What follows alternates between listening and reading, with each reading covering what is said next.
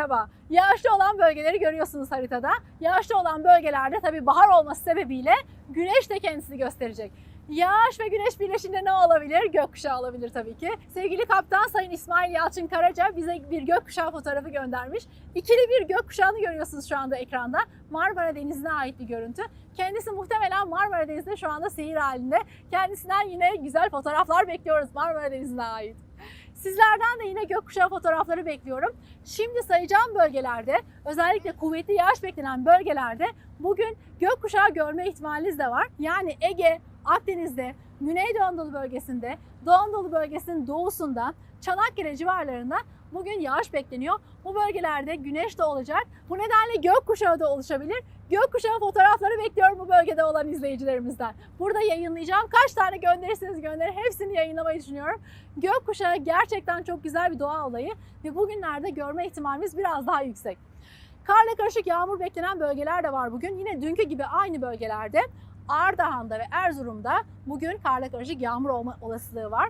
Ve bu bölgelerde tabii zirai don olma tehlikesi de söz konusu. Gece saatlerinde Ardahan ve Erzurum'da zirai don olma tehlikesi olduğunu lütfen unutmayın. Rüzgarlar bugün biraz zayıfladı, birazdan anlatacağım. Ancak yağmurların olduğu bölgelerde ultraviyole indeks de yüksek olabilir. Çünkü ultraviyole indeks bahar aylarında daima yükseliyor biliyorsunuz. Yaza doğru bir hayli yükselecek. Şimdi söyleyeceğim değere inanamayacaksınız. Bugün Van, Diyarbakır, Hakkari ve Kars civarlarında ultraviyole indeks değeri, yani güneşten gelen radyasyon skala değeri bugün 9 civarında olacak. 9 oldukça kuvvetli bir değer. Bir hatırlatma yapacak olursak eğer, bu indeks değerinin 1 ile 10 arasında olduğunu düşünürsek 9'un ne kadar kuvvetli olduğunu anlayabiliyoruz burada.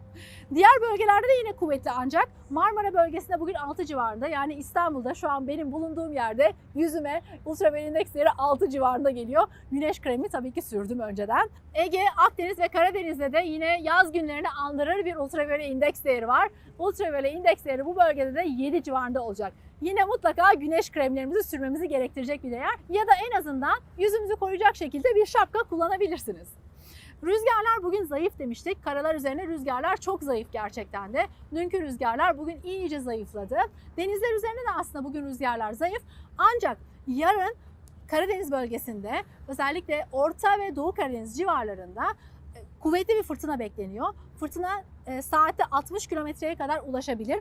Fırtınanın yönünün de doğudan olmasını bekliyoruz. Bugün denizlerde rüzgar zayıf. Bu yarın için bir uyarıydı. Öğleden sonra saatlerde bugün Güney Ege taraflarında güneydoğudan esen rüzgarın hızı saatte 20 kilometreye ulaşabilir.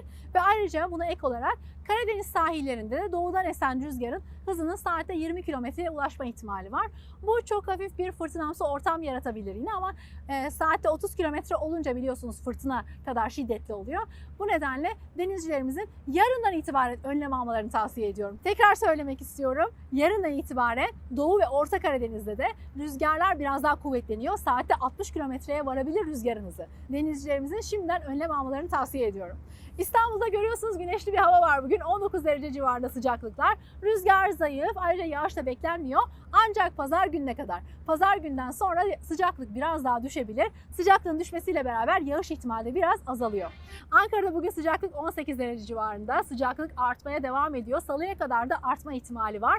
Salıdan sonra sıcaklık biraz düşebilir. Bugün güneşli bir gün bekliyor bizi Ankara'da. Ayrıca bulutlar da arada sırada kendisini gösterse bile bu durum güneşi pek engellemeyecek. İzmir'de bugün sıcaklık 22 derece civarında. Salıya kadar sıcaklıklar artacak, ancak salıdan sonra biraz daha düşebilir. Rüzgar zayıf bugün İzmir'de. Toz taşınımı da çok az. İzmir'de rahatlıkla gününüzü dışarıda geçirebilirsiniz. Hepinize güzel bir gün diliyorum. Hoşça kalın.